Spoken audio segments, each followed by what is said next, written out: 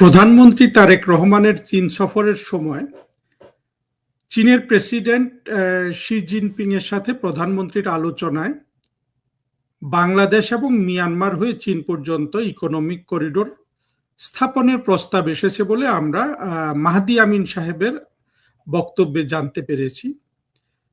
বিষয়টা কিন্তু ইনডাইরেক্টলি যে জয়েন্ট কমিউনিকে প্রকাশিত হয়েছে তার ৭ নাম্বার অনুচ্ছেদেও এসছে। সেখানে অবশ্য ডাইরেক্টলি এভাবে বলেনি, কিন্তু চীন এবং বাংলাদেশ এবং চীনের সাথে ডাইরেক্ট যোগাযোগ স্থাপন, অর্থনৈতিক যোগাযোগ স্থাপনের কথা বলা হয়েছে। এই ব্যাপারে আমরা একটু গভীরে যেতে চাই আমার বন্ধুদের জন্য, এবং এই ব্যাপারে আমি কি ভাবি, কিভাবে এই ধরনের ইকোনমিক করিডোর বাস্তবে পরিণত হতে পারত, কিভাবে আমরা সুযোগ হারিয়েছি, সেই জিনিসগুলো আলাপ করব। এই ইকোনমিক করিডোর এটা চীনের বেল্ট অ্যান্ড রোড ইনিশিয়েটিভের অংশ হিসাবে চীনের পক্ষ থেকে উত্থাপন করা হয়েছে বলে আমরা ধারণা করতে পারি। কারণ হলো যে যদিও সরাসরি বলা হয় নাই কে প্রস্তাবনাটা উত্থাপন করেছে, ধারণা করা যায় এটা চীনের পক্ষ থেকে উত্থাপন করা হয়েছে। বেল্ট অ্যান্ড রোড ইনিশিয়েটিভ যেটা চীনের, এটা 2013 সালে চীনের বর্তমান প্রেসিডেন্ট শি জিনপিং তিনি কিন্তু প্রকাশ করেছিলেন, এবং এই ধরনের একটা সারা পৃথিবীকে রাস্তাঘাট এবং বাণিজ্যের মাধ্যমে সংযুক্ত করার এত ব্যাপক এবং বড় প্রস্তাব কিন্তু চীন ছাড়া পৃথিবীতে আর কারো দ্বারা আসে নাই এর আগে। ফলে আমি চীনের এই road belt and road initiative এটাকে আমি মনে করি যে চীনের পক্ষ থেকে প্রেসিডেন্ট শি জিনপিং এর একটা ভিশনারি প্রস্তাব। এটার আওতায় চীন অনেক কাজ করতে চায় এবং এর বিরুদ্ধে অনেক ধরনের বাধা বিপত্তি আছে। আবার সাধারণত যেসব রাষ্ট্র ভূরাজনীতিতে জড়িত হতে চায় না, যেসব রাষ্ট্র মানুষের কল্যাণ চায়, অর্থনৈতিক উন্নতি চায়, বাণিজ্যের উন্নতি চায়, তাদের কাছে এটা আমি মনে করি যে একটা ইতিবাচক প্রস্তাব এবং সবারই এটা গ্রহণ করা উচিত। কিন্তু বাংলাদেশে কি সেই বাস্তবতা আছে? বাংলাদেশের মধ্যে করিডোর স্থাপন করে, মিয়ানমারের মধ্যে করিডোর স্থাপন করে চীনের সাথে এখনই সংযুক্ত করার? দুঃখের বিষয় হলো নাই, কিন্তু আমি মনে করি যে থাকা উচিত ছিল। দেখুন, বাংলাদেশে যেটা ভারত এবং বাংলাদেশ দুইটা নিকটতম প্রতিবেশী, আমাদের মধ্যে কিন্তু আমরা যোগাযোগ সেভাবে স্থাপন করতে পারিনি। পাকিস্তান আমলে রেল লাইনে যোগাযোগ ছিল, 65 সালের যুদ্ধের পর সেই যোগাযোগ বন্ধ হয়ে গেছে। পরবর্তীতে 71 সালে 72 সালে বাংলাদেশ স্বাধীন হওয়ার পর থেকে আমরা এখন বুঝতে পারি পেছনের দিকে তাকিয়ে, আগে বুঝতাম না, বাংলাদেশের 71-এর পরাজিত শক্তি একেবারে প্রথম দিন থেকে, অর্থাৎ 1971 সালের 16 ডিসেম্বর থেকে, 16 ডিসেম্বরকে কিন্তু জঙ্গিরা বিজয় দিবস মানে না, তখন থেকে তারা চিন্তা ভাবনা শুরু করেছে কিভাবে ভারতের সাথে বাংলাদেশের আপনার সংঘাত লাগিয়ে রাখা যায়। সেই সংঘাতের পথ ধরে যেতে যেতে যেতে যেতে 2024 সালে এই স্বাধীনতা বিরোধীরা প্রথম সুযোগ পেয়ে যায় মুক্তিযুদ্ধের পক্ষের শক্তিকে ক্ষমতা থেকে সরিয়ে তারা যেই মানুষের মনস্তত্ত্বে হানা দিয়েছিল সেটার সার্থকতা তারা আদায় করে। এবং এদের কাছে জিনিসটা হলো যে বাংলাদেশের মধ্য দিয়ে ভারতের কোনো মালপত্র পরিবহন হয়, সেটাকে তারা সাথে সাথে বলবে যে ভারত এখান দিয়ে সামরিক বাহিনী নিয়ে যাচ্ছে, এইসব সামরিক বাহিনী নিয়ে চীনকে ভারত রক্তচক্ষু দেখাচ্ছে এবং তার 7 সিস্টার্সে সামরিক বাহিনীর রসদ পরিবহন করছে, যদি আপনার ধরেন চাল আটা গমও যদি নেওয়া হয়। এইভাবে তারা জিনিসটাকে বর্ণনা করে। আবার আমরা দেখেছি যে বাংলাদেশের প্রধানমন্ত্রী শেখ হাসিনা একেবারে দস্তুর মতো নিজের রাস্তাঘাটের মতো ভারতের রাস্তাঘাটকে তিনি ব্যবহার করতেন ট্রান্সশিপমেন্টের জন্য, যেটার মাধ্যমে ভারতের উপর দিয়ে আমাদের মালপত্র পরিবহন হতো, বিশেষ করে আমাদের তৈরি পোশাক, যেগুলো ভারত হয়ে তৃতীয় দেশে ইউরোপ আমেরিকাতে রপ্তানি হতো। এবং যেটা ভারত বন্ধ করে দেওয়াতে তখনকার যে বাণিজ্য উপদেষ্টা নামে যে দুর্বৃত্ত ছিল ইউনুসের ডাকাততন্ত্রে, সে বলেছিল যে এতে বাংলাদেশের 2,500 কোটি টাকা ক্ষতি হবে আর কি বাংলাদেশে। তাহলে দেখুন, বাংলাদেশের ভেতরে অর্থাৎ বাংলাদেশকে যে একটা যোগাযোগের হাব তৈরি করা হবে, এইটা কিন্তু ভারত বিদ্বেষ, ভারত ঘৃণার কারণে কার্যকর হওয়ার সুযোগ ভারতের সাথে নষ্ট হয়ে গেছে। এরাই কিন্তু চীনের জন্য যদি কোনো কিছু স্থাপন করা হয়, এটাকে কিন্তু স্বাধীনতা বিরোধীরা আপনার খুব উদার হস্তে সমর্থন দিবে বলে আমি ধারণা করি। কিন্তু বাস্তবে কি সেটা সম্ভব? ভারতের সাথে যোগাযোগ বন্ধ রেখে চীনের সাথে সরাসরি যোগাযোগ রক্ষা করা কি সম্ভব? এই প্রশ্ন থাকলো।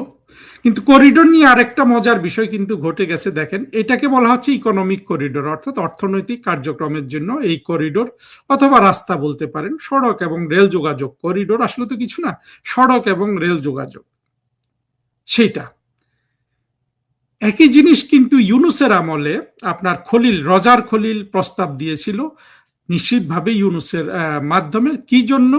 মিয়ানমারে যে রাখাইন অঞ্চলে যারা বিচ্ছিন্নতাবাদী আছে তাদেরকে মানবিক সহযোগিতা দেওয়ার জন্য, সেখানে ফ্যামিন ঠেকানোর জন্য। দেখেন, সেখানে ফ্যামিনের খবর নাই, মানবিক দুর্বিপাকের খবর নাই, তখনই কিন্তু এরা এই খলিল এবং ইউনুস মিলে এইটা দিয়ে দিতে চাচ্ছিল। পরে দেখা গেল যে কিছু কিছু সেন্সিবল মানুষ এগুলা ঠেকিয়েছে। তৌহিদ হোসেন এটার বিরোধী ছিলেন এবং বাংলাদেশের মিলিটারি এটা ঠেকিয়েছে বলে আমরা জানি। বাংলাদেশের মিলিটারিকে আমরা মনে করি যে, অনেকে বলে যে তাদের বুদ্ধি হাঁটুতে থাকলে কিন্তু তারা বাধা দিত না। তারা দেখতে পাচ্ছিল যে এইটা দিলে তারা সরাসরি চীনের, এবং কারণ এই করিডোর তো মার্কিন যুক্তরাষ্ট্র ব্যবহার করবে তাদের উদ্দেশ্যে গঠন করার জন্য, ইউনুস এবং তার চেলা রজার খলিল কিন্তু উঠে পড়ে লেগেছিল। তো এইরকম জিনিস যদি মার্কিন যুক্তরাষ্ট্র ব্যবহার করে, তারা সরাসরি চীন এবং ভারতের সামরিক হুমকির সম্মুখীন হওয়ার একটা সম্ভাবনা ছিল। এই জন্য কিন্তু ওয়াকার বাহিনী ওটার বিরোধিতা করেছিল। কিন্তু স্বার্থপরতা দেখেন ইউনুসের এবং রজারের, যে ফ্যামিন ঠেকানোর জন্য এটা করা, জাতিসংঘ এটাতে জড়িত হবে, ফ্যামিনের খবর নাই, তারপরে কোনো ধরনের বড় হতাহতের খবর নাই, তারা কিন্তু মানবিক করিডোর দিয়ে দিতে চেয়েছিল। এবং বাংলাদেশের অর্ধজঙ্গি, অর্ধ উন্মাদ শাহাদুজ্জামান, তাজ হাসমি, এগুলো কিন্তু এটার পেছনে, তাজ হাসমির কথা আমি বলতে পারবো না, তাজ হাসমি অবশ্য শাহাদুজ্জামানের চেয়ে উন্নততর উন্মাদনার দিক থেকে, অর্থাৎ তাজ হাসমি কিছুটা বেশি শিক্ষিত এই অর্ধ উন্মাদ শাহাদুজ্জামানের চেয়ে। আদারওয়াইজ তারা কিন্তু বন্ধু, কলিগ এইভাবে পরিচয় দেয়, নিজেরা আবার টক শো করে। শাহাদুজ্জামান এটার খুব বড় কি বলে, সে এটার প্রমোটার ছিল। যাই হোক, এটা হয় নাই তৌহিদ হোসেনদের মতো মানুষের কারণে, এবং বাংলাদেশের ওয়াকার বাহিনীর তারা ভয় পেয়ে গিয়েছিল, এটা করেনি। এখন যে বেল্ট অ্যান্ড রোড ইনিশিয়েটিভের আন্ডারে যেটা বলা হচ্ছে, এই ধরনের করিডোর হবে, এটা আমিও স্বপ্ন দেখি। বাংলাদেশের মধ্য দিয়ে করিডোর হবে। বাংলাদেশের করিডোর মানে হলো রাস্তা, সোজা কথা, সড়ক রেলপথ, এর অন্য কোনো মানে আসলে নেই। বাংলাদেশের মধ্য দিয়ে এই সড়ক এবং রেলপথ হবে, সেখান দিয়ে ভারতে যোগাযোগ হবে, ভুটানে যোগাযোগ হবে, নেপালে যোগ হবে, মিয়ানমারে যোগাযোগ হবে, চীনে যোগাযোগ হবে, এবং প্রত্যেকের সাথে আপনার মানুষের চলাচল এবং বাণিজ্য সহায়ক, বাণিজ্যের মালপত্র পরিবহন হবে। এটা আসলে স্বপ্ন হিসাবে খুবই ভালো, এবং এটা যদি আমরা বাস্তবায়ন করতে পারতাম, আমাদের অর্থনৈতিক উন্নতি অনেক হতো। এটা তো সত্য যে বঙ্গোপসাগরের এই অঞ্চলটা সাথে, অর্থাৎ সমুদ্র থেকে মাল নিয়ে এসে ভারতে পরিবহন করা, ভারতের উত্তর পূর্বাঞ্চলীয় রাজ্যে চীন, ভুটান এইসব রাষ্ট্রেও, এমনকি মিয়ানমার, চীনের অংশেও কিন্তু পরিবহন করার জন্য এটা একটা ভালো, আমাদের জন্য আমরা একটা সম্পদ পেয়েছিলাম, মানে জায়গা হিসাবে সেটা ব্যবহার করা যেত। কিন্তু কিভাবে এই স্বপ্নটা নস্যাৎ হয়ে গেছে, সেটা হলো এই আলোচনার শেষের মানে শেষ করব আর কি। দেখেন, আমাদের মুক্তিযুদ্ধের স্বপ্নটা কি ছিল? মুক্তিযুদ্ধের স্বপ্নটা আমাদেরকে দেখানো হয়েছিল যে বাংলাদেশ হবে একটা আধুনিক গণতান্ত্রিক রাষ্ট্র। আমরা যদি ভারত বিভাগের দিকে দেখি, ভারত ভাগ হয়েছিল হিন্দুদের জন্য একটা রাষ্ট্র, মুসলমানদের জন্য একটা রাষ্ট্র। মুসলমানদের রাষ্ট্রটা পাকিস্তান, হিন্দুদের রাষ্ট্রটা ভারত। ভারত অবশ্য এখানে ভিন্ন মত আছে এবং ভারত সেটা রক্ষা করেছে। ভারত ধর্মনিরপেক্ষতা এবং গণতন্ত্রের চর্চা করেছে। পাকিস্তান ধর্মের প্রাধান্য দিতে গিয়ে সরাসরি আপনার সামরিক বাহিনীর হাতে পড়েছে, এবং সেই রাষ্ট্র একটা চিরন্তন দুঃখ হিসাবে রয়ে গেছে, এবং কখনো সেখানে জঙ্গি উৎপাদন হয়, কখনো এটা হয় সেটা হয়, মিলিটারি ক্ষমতায় আছে, এবং সেটা পুরোপুরি সমাজের অশুভ এবং নেগেটিভ যে শক্তিগুলো আছে, জঙ্গিবাদ এবং অন্যান্য রাষ্ট্রের স্বার্থ ইত্যাদি জায়গায় কিন্তু পাকিস্তান সেই জন্মলগ্ন থেকে এখন পর্যন্ত ব্যবহৃত হয়ে আসছে। আমরা কিন্তু ভারত এবং পাকিস্তান দুটো থেকেই একটা উন্নততর রাষ্ট্র হতে পারতাম যদি আমরা 1972 সালে বা 71 সালে বাংলাদেশের স্বাধীনতা বিরোধীদের আমরা যদি খতম করে দিতাম। কাদের সিদ্দিকীরা যেটা শুরু করেছিলেন, আমাদের এরকম বাঘা বাঘা মুক্তিযোদ্ধারা, সেটা আসলে চালু রেখে যদি বর্তমানে যে আমরা 24-এর জঙ্গি কোয়ালিশনের যে যারা সরাসরি মানুষ হত্যা করেছে, শিশু হত্যা করেছে, স্নাইপার ইউজ করেছে, তাদেরকে যদি বাংলাদেশে নিধন করে ফেলা যেত 71-72 সালেই, তাহলে কিন্তু বাংলাদেশের এই স্বপ্ন পূরণে আর কোনো কিন্তু বাধা থাকতো না। কারণ বঙ্গবন্ধু কিন্তু বলেছিলেন যে বাংলাদেশকে তিনি এশিয়ার সুইজারল্যান্ড করতে চান। সেই স্বপ্নটাই কিন্তু বাস্তবায়ন হতো যদি আমরা আমাদের প্রতিবেশী প্রত্যেকটা রাষ্ট্রে যদি আমরা করিডোর যেটাকে বলা হচ্ছে, রাস্তাঘাট দিয়ে সমুদ্রে তাদের পথ খুলে দিয়ে আমরা তাদের সহায়তা করতে পারতাম। সেটার ক্ষেত্রে অবশ্যই এখন যে অবস্থা দাঁড়িয়েছে দেখেন, সেখানে কিন্তু ভারত একটা বাধা হয়ে যাবে চীনকে এই করিডোর দিতে গেলে। অর্থাৎ ভারতের সাথে বাংলাদেশের কোনো ট্রাস্ট কিন্তু আর অবশিষ্ট নাই। এই জায়গায় কিন্তু বাংলাদেশের আমাদের যে হিন্দু কমিউনিটি, তারা কিন্তু বাংলাদেশের একটা বড় ট্রাস্ট হতে পারতো ভারতের জন্য। অর্থাৎ ধরেন বাংলাদেশের যদি সত্যি সত্যি সেই 18% হিন্দু থাকতো 72 সালের, তাদের প্রতি যদি কোনো ঘৃণা আপনি ইত্যাদি যদি না ছড়াতেন, তাদের যদি বাংলাদেশ থেকে বের করে না দিতেন, তারা কিন্তু বাংলাদেশে ভারত যদি কোনো চাপ সৃষ্টি করতে চায়, এই হিন্দু কমিউনিটি কিন্তু বাংলাদেশের হয়ে ভারতের বিরুদ্ধে লড়ার জন্য সবচেয়ে শক্তিশালী আমাদের কিন্তু অস্ত্র হতে পারত। কিন্তু মৌলবাদীদের আপনার তাদের পরিকল্পনাটা কি এই দেশকে ভারত হিন্দু শূন্য করে ফেলা, এবং সেজন্য তারা ভারত এবং হিন্দু ঘৃণা কার্যকরভাবে ব্যবহার করে। যত আপনি এই দেশকে ভারত শূন্য করবেন, হিন্দু শূন্য করবেন, তত আপনি প্রতিবেশী বৃহৎ রাষ্ট্র হিসাবে ভারতের ট্রাস্টটা কিন্তু আপনি হারাবেন। এইভাবে আসলে আমরা ভারত চীন এই দুই রাষ্ট্রের মধ্যে আমাদের যে টানাপোড়েন, সেই টানাপোড়েন মোকাবেলার সবচেয়ে বড় আমাদের যে সুযোগ ছিল, অর্থাৎ বাংলাদেশকে সত্যিকারের একটা গণতান্ত্রিক রাষ্ট্র করে, যেটা ভারত পাকিস্তানকে আমরা ব্যর্থতা হিসাবে চিহ্নিত করি। আবারও বলছি, ভারত সেটা রিকভার করার চেষ্টা করেছে গণতন্ত্র এবং ধর্ম নিরপেক্ষতা চর্চা করে, পাকিস্তান সেটা সম্পূর্ণরূপে ব্যর্থ হয়েছে। আমরা কিন্তু ভারতের চেয়েও উন্নততর গণতান্ত্রিক রাষ্ট্র হতে পারতাম। আমরা আমাদের মাইনরিটি গুলা শুধু তো হিন্দু না, এখন তো দেখলাম যে বৌদ্ধ মন্দিরও কোথাও কোথাও আক্রান্ত হচ্ছে বলে শুনেছি। আমরা যদি সকল সংখ্যালঘুর জন্য একটা সবচেয়ে ভালো রাষ্ট্র আমরা তৈরি করতে পারতাম বাংলাদেশের সকল সংখ্যালঘুদের জন্য, বাংলাদেশ কিন্তু সারা বিশ্বের মধ্যে একটা আপনার ট্রাস্টেড রাষ্ট্র এবং গণতন্ত্র হিসাবে পরিচিতি পেত, এবং সেই সুযোগটা ছিল। এই ধরনের পরিচিতি পেলে সেই রাষ্ট্র কিন্তু ওই সুইজারল্যান্ড হতে পারে। সুইজারল্যান্ড কিন্তু একই পদ্ধতিতে আপনার সুইজারল্যান্ড হয়েছে।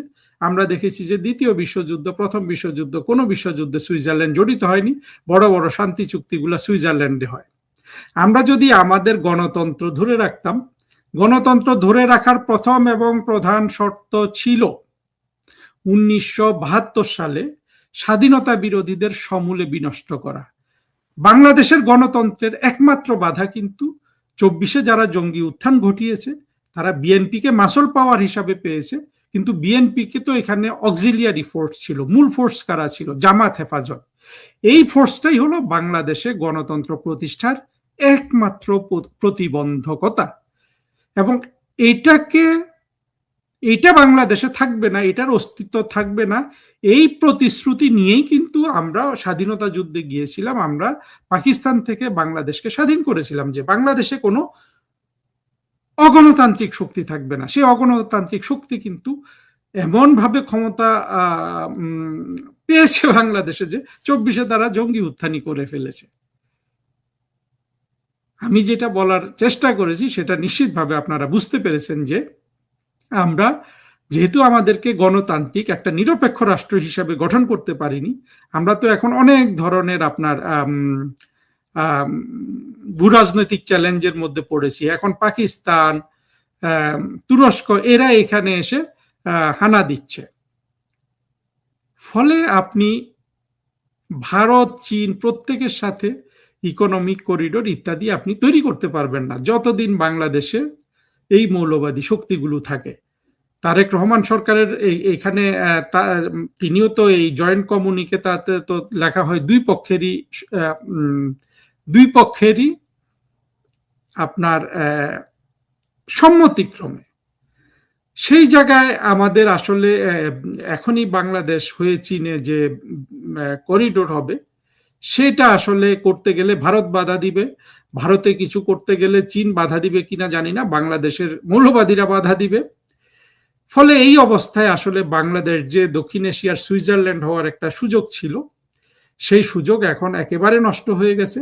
আমরা যদি এই সুযোগ তৈরি করতে চাই, আমরা যদি চীন, ভারত প্রত্যেকের সাথে সুসম্পর্ক রেখে আমাদের রাস্তাঘাট তাদের ব্যবহারের সুযোগ করে দেই, যার মাধ্যমে আমাদের ব্যাপক অর্থনৈতিক উন্নয়নের সুযোগ রয়েছে, সেটা করতে হলে বাংলাদেশের আসলে মূল প্রগতির এবং গণতন্ত্রের মূল যে শত্রু, সেটাকে খতম করতে হবে। সেগুলো হলো 24-এর জঙ্গি আন্দোলনের আপনার যারা অস্ত্র হাতে নিয়েছিল সেই অংশটা।